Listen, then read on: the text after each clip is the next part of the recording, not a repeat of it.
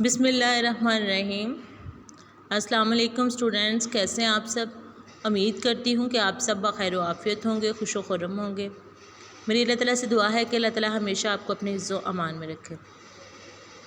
بیٹا جی، اردو کی کلاس کا وقت جو ہے وہ ہوا چاہتا ہے، اور آج کی کلاس میں جو آج کا ہمارا ٹاپک ہے، جو عنوان ہے وہ ہے مرزا محمد سعید۔ سبق جو ہے وہ ہم پڑھیں گے۔ اس سے پہلے ان کے مصنف کا تعارف جو کہ شاہد احمد دہلوی تھے، ان کا تعارف ہم پڑھ چکے ہیں۔ آج ہم جو ہے وہ لیسن کی طرف بڑھتے ہیں، تو چلیے سٹارٹ کرتے ہیں۔ لیڈ پینسل ہاتھ میں پکڑیں تاکہ ساتھ ساتھ مشکل الفاظ کے معنی اور امپورٹنٹ پوائنٹس جو ہے وہ آپ انڈر لائن کر سکیں۔ تو بیٹا جی، سب سے پہلے یہ بات آپ نے ذہن نشین کرنی ہے، سبق کا عنوان مرزا محمد سعید ہے، مصنف کا نام شاہد احمد دہلوی ہے، صنف خاکہ نگاری ہے، یعنی یہ مرزا محمد سعید پر جو ہے وہ خاکہ تحریر کیا گیا ہے، ان کی شخصیت پر لکھا گیا ہے، تو صنف خاکہ نگاری ہے، اور ماخذ جو ہے وہ گنجینہ گوہر سے جو ہے یہ خاکہ لیا گیا ہے، جو آپ کے سلیبس میں شامل ہے۔ سبق کا عنوان مرزا محمد سعید، مصنف کا نام شاہد احمد دہلوی، صنف خاکہ نگاری، ماخذ گنجینہ گوہر۔ یہ آپ نے یاد رکھنا ہے، کیونکہ جب ہم نے خلاصہ رائٹ کرنا ہے تب ہمیں سبق کا عنوان اور مصنف کا نام لکھنا ہوتا ہے، اور جب ہم نے تشریح کرنی ہے اس کے لیے پھر سبق کا عنوان، مصنف کا نام، صنف، ماخذ جو ہے وہ ہمیں لکھنا ہوتا ہے۔ تو اس کے لیے یہ آپ نے سب سے پہلے جو ہے یاد کرنا ہے۔ اسے آپ اپنے لیسن کی جو ہیڈنگ دی ہوئی ہے، جو عنوان دیا ہوا ہے، اس کے پاس جو ہے وہ لیڈ پینسل کے ساتھ نوٹ کر لیں۔ نیکسٹ ہم چلتے ہیں جی ریڈنگ کی طرف۔ تو بیٹا جی، یہ شاہد احمد دہلوی جو ہیں وہ لکھ رہے ہیں کہ آج جب صبح اخباروں میں یہ خبر پڑھی تو دل جو تھا وہ دگ سے رہ گیا کہ پروفیسر مرزا محمد سعید کا آج صوم ہے، یعنی مرزا محمد سعید کی وفات پر، ان کے انتقال پر شاہد احمد دہلوی جو ہیں وہ افسوس کا اظہار کر رہے ہیں، اور کہہ رہے ہیں خاموش زندگی خاموش موت، یعنی کہ انہوں نے زندگی بھی خاموشی کے ساتھ جو ہے وہ گزاری، اور موت بھی جو ہے وہ ان کی خاموشی ہوئی، جس کی خبر کسی کو بھی نہ ہو سکی، اسپیشلی شاہد احمد دہلوی کو۔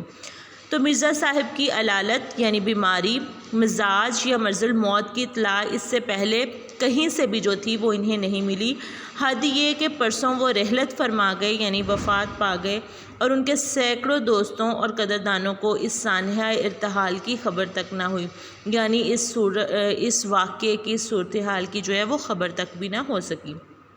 افسوس، اتنا بڑا صاحب کمال یعنی خوبیوں والا جو شخص تھا وہ ہم میں سے اٹھ گیا، اور اس کی سناونی کہتے ہیں خبر کو، خبر ہم تک نہ پہنچی۔ کتنے بے خبر ہیں ہم لوگ، زندہ قوموں کا یہ شعار نہیں ہوتا، یعنی یہ رویہ نہیں ہوتا، یہ شعار نہیں ہوتا کہ اپنے اہل کمال سے غافل ہو جائیں، یعنی اپنے ساتھ والا شخص جو اتنی خوبیوں کا حامل ہو اس سے لاپرواہ ہو جائیں، اور ایسی غفلت جو ہے وہ مجرمانہ ہوتی ہے۔ شاید یہ ہماری غفلت ہی کی سزا ہے کہ مرزا صاحب کو یوں ایکا ایکی یعنی اچانک ہم سے جو ہے وہ چھین لیا گیا۔ یہ جو ریڈنگ میں نے کی ہے اور جو مشکل الفاظ کے معنی میں نے بولے ہیں، یہ پیج نمبر 13 پر جو ہے وہ ہیں۔ اچھا، نیکسٹ بیٹا جی ہے پیراگراف کہ عالم کی موت ہوتی ہے، یعنی جو جاننے والا، علم رکھنے والا شخص ہوتا ہے، اس کی موت اس کی نہیں بلکہ دنیا کی موت ہوتی ہے۔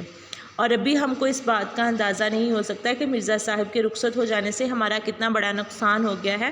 اب ان کی عدم موجودگی یعنی غیر موجودگی رہ کر ہمیں ان کی جو ہے وہ یاد دلائے گی، اور وقت کے ساتھ ساتھ جو ہے وہ ان کی جدائی کا گھاؤ یعنی زخم جو ہے وہ بڑھتا چلا جائے گا۔ مرزا صاحب کی شخصیت جو تھی وہ اس طرح کی تھی کہ بہت ہی خاموش کام کرنے والوں میں سے تھے، یعنی اتنے خاموش کہ خود ان کے زمانے کے اکثر لوگ بھی جو تھے وہ ان کے علمی اور ادبی کارناموں سے واقف نہ ہو سکے۔ دراصل خود مرزا صاحب جو تھے وہ شہرت سے گھبرایا کرتے تھے، اور پبلک یعنی عوامی پلیٹ فارم پر آنا پسند نہیں کرتے تھے۔ کام کرتے تھے ستائش کی تمنا یعنی تعریف کی تمنا، اور صلے یعنی اجر کی پرواہ سے بے نیاز ہو کر، لاپرواہ ہو کر کام کرتے تھے، اپنی تسکین کے لیے، اپنی تسلی کے لیے، اپنے سکون کے لیے کام کرتے تھے، اس لیے کہ انہیں کام کرنا ہوتا تھا۔ فرمائشی کام انہوں نے ساری عمر نہیں کیے تھے. انہوں نے اب سے 55 سال پہلے سر عبدالقادر کے رسالے مخزن میں مضامین جو تھے وہ لکھے تھے، اور شیخ سر عبدالقادر جو تھے وہ معروف ادیب علامہ محمد اقبال کے جو تھے وہ گہرے دوست تھے. مگر سب سے بڑی بات کہ شیخ صاحب جو تھے وہ کسی کی بھی فرمائش پر نہیں لکھتے تھے، اور نہ ہی انہوں نے یہ رسالہ کسی کی فرمائش پر لکھا، بلکہ ان کا خود جی چاہا کہ وہ یہ رسالہ لکھیں. اوکے بیٹا جی، نیکسٹ سب سے بڑی بات ان میں یہ تھی کہ نہ وہ کسی کو خوش کرنے کے لیے لکھتے تھے، نہ پیسے کے لیے لکھتے تھے. پیسے کی تو انہوں نے کبھی پرواہ نہیں کی تھی، بلکہ پیسے کے ذکر پر وہ چڑ سے جاتے تھے اور انہیں جو تھا وہ منانا مشکل ہو جاتا تھا. لاہور کے اکثر جو پبلشر تھے، پبلشر کہتے ہیں کتابیں چھاپنے والے کو، مرزا صاحب سے پبلشروں نے جو تھی وہ کتابیں لکھوانی چاہییں، بڑی بڑی رقمیں پیش کی، مگر مرزا صاحب نے انہیں ایک لفظ بھی لکھ کر نہیں دیا. اور اپنا پہلا ناول جو یاسمین لکھا تو اپنے ایک شاگرد پبلشر کو بے مزد جو تھا وہ دے دیا، یعنی بغیر معاوضے کے دے دیا. اس کے کچھ عرصے بعد دوسرا ناول خواب ہستی لکھا، اسے بھی بغیر کچھ لیے دیے جو تھا وہ چھپوا دیا. ایک پبلشر جو تھے وہ لاہور سے دلی محض اس وجہ سے آئے کہ مرزا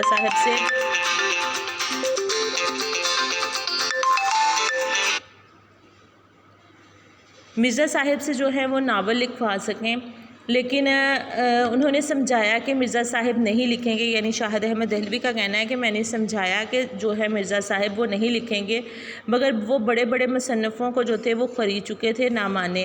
بولے ہم انہیں ایک ناول کا 1000 روپیہ دیں گے تو وہ کیوں نہیں لکھیں گے. یہ وہ زمانہ تھا کہ 200-250 روپیہ جو تھا اس میں اچھا خاصا ناول جو تھا وہ پبلشر کو مل جاتا تھا. چنانچہ وہ مرزا صاحب کی خدمت میں حاضر ہوئے. شاہد احمد دہلوی نے ان کا تعارف کروایا تو مرزا صاحب کا ماتھا ٹھنکا، یعنی انہوں نے اندازہ لگایا کہ پبلشر صاحب چھوٹتے ہی ناول لکھنے کی فرمائش کی. مرزا صاحب بڑے ٹھنڈے مزاج کے آدمی تھے. بولے آپ میرے ناول کے 5000 دے دیں گے، 10,000 دے دیں گے، مجھے یہ منظور نہیں کہ جو کام کر رہا ہوں اسے چھوڑ کر آپ کے لیے ناول لکھوں. 5-10 ہزار کی بات سن کر پبلشر صاحب کی سیٹی جو تھی وہ گم ہو گئی، یعنی بولنے کی ہمت ہی نہ رہی. اس کے بعد 2-4 منٹ پہلو بدل کر رخصت چاہی، یعنی جانے کی اجازت چاہی. مرزا صاحب اس زمانے میں اپنی مارکۃ الآراء کتاب یعنی مذہب اور باطنیت جو تھی وہ لکھ رہے تھے. اور مذہب اور باطنیت وہ کتاب ہے، ایسا علمی کارنامہ ہے کہ اردو کی اگر 100 عمدہ کتابیں چھانٹی جائیں تو ان میں مذہب اور باطنیت کو ضرور شریک کرنا پڑے گا.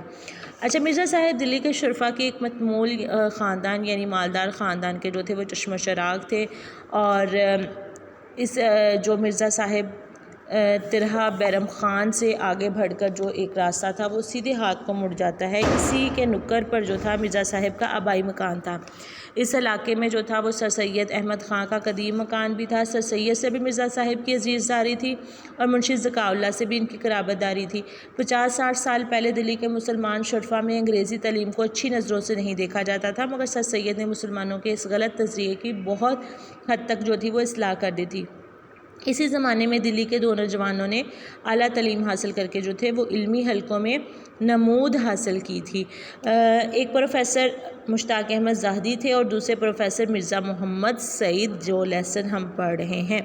مرزا صاحب نے اس صدی کے آغاز میں لاہور گورنمنٹ کالج میں جو تھی وہ تعلیم حاصل کی تھی. ان کے استادوں میں جو تھے وہ علامہ اقبال بھی شامل تھے، جن سے ان کی مخلصانہ یعنی خالصتاً تعلقات جو تھے وہ آخر دم تک جو تھے، آخری سانس تک جو تھے وہ قائم رہے. انگریزی ادبیات یعنی انگلش لٹریچر میں ایم اے کی سند لینے کے بعد مرزا صاحب نے 1906 سے 7 میں سال 2 سال علی گڑھ میں پڑھایا اور اس کے بعد گورنمنٹ کالج لاہور ہی میں انگریزی کے پروفیسر جو تھے وہ مقرر ہو گئے تھے. بیٹا جی یہ میں نے پیج نمبر 13 اور 14 کی ریڈنگ کی ہے. آپ نے اسے بڑے اچھے طریقے سے جو ہے وہ پڑھنا ہے اور اس میں جو مشکل الفاظ کے معنی ہیں وہ آپ نے یاد کرنے ہیں. انشاءاللہ کل سے جو ہے وہ لائیو فزیکل کلاسز جو ہے وہ سٹارٹ ہو رہی ہیں. آپ آئیں گے تو میں یہ مشکل الفاظ کے معنی جو ہے وہ آپ سے سنوں گی.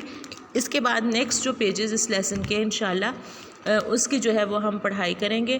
امید کرتی ہوں کہ آپ کو سمجھ آ گئی ہوگی پیج نمبر 13-14 کی. پھر بھی اس کے کوئی بھی کنفیوژن ہو اس میں تو وہ آپ میرے سے کامنٹ کر کے پوچھ سکتے ہیں. Thank you very much. اللہ حافظ.